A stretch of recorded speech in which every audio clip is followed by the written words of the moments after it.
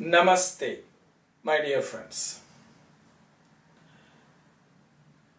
A lot of people ask the following question: what is the connection between karma and dharma, and how to understand in a simple manner? Let me try to explain in a simple manner. Now let's say that I have some guests who are coming to the house and I need to make some tea for them. However, I don't have a tea kettle, so I go to my neighbor and I borrow a tea kettle so that I can make tea for my guests who will arrive. So I have a karmic duty of serving tea to my guests, and so I borrow the tea kettle to make the tea and serve them tea. Making the tea and serving them the tea is my dharma. Once I fulfill this, I have to give this kettle back to my neighbor. Now let's say I give back the tea kettle to my neighbor, but I don't clean it. I just give it dirty. Now, what will the neighbor say? Hey, take it, clean it and bring it back. So I take it back, and by the time I take it back, there's another set of guests who come and they want to have hot water. So I use the kettle to make hot water and then serve them.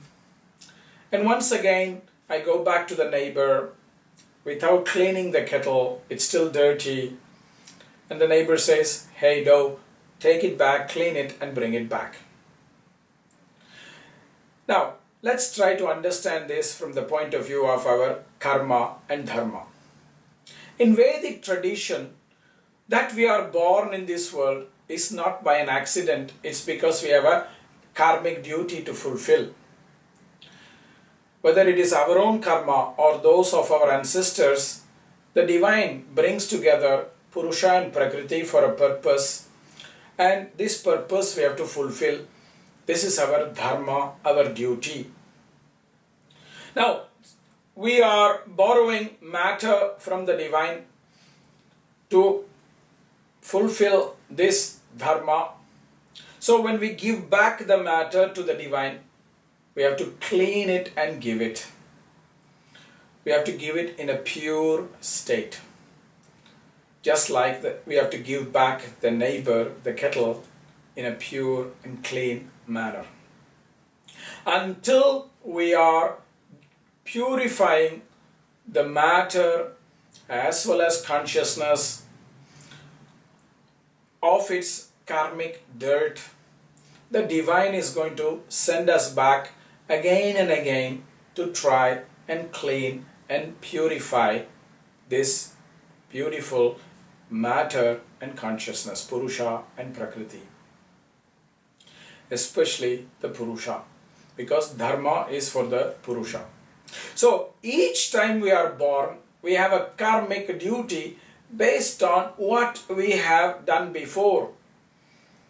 If I cook tea one time in the kettle, another time hot water, another time another kind of tea like white tea instead of black tea, another time pu'er tea, another time oolong tea. Now, there is accumulation of these flavors in the kettle, especially if I don't clean the kettle. The same way, if we continue to do certain actions that are not part of our karmic predispositions, not part of our dharma, there is all these karmic toxins sticking on which we need to clean.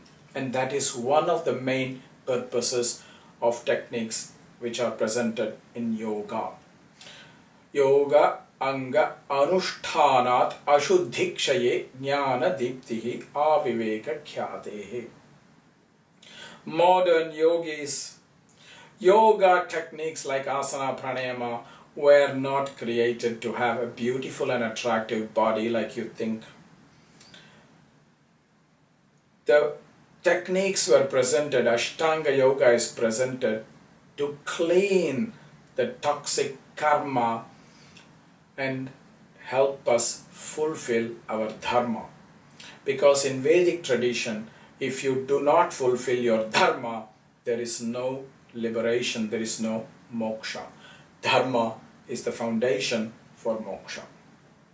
So that is what, in a very simple way, how we can understand the connection between karma and dharma. We come with a predisposed karma that determines our dharma, and only when we start fulfilling our dharma, we are liberating ourselves from our karmic traps and liberate ourselves. So please clean the kettle, my friends, as early as you can. Namaste.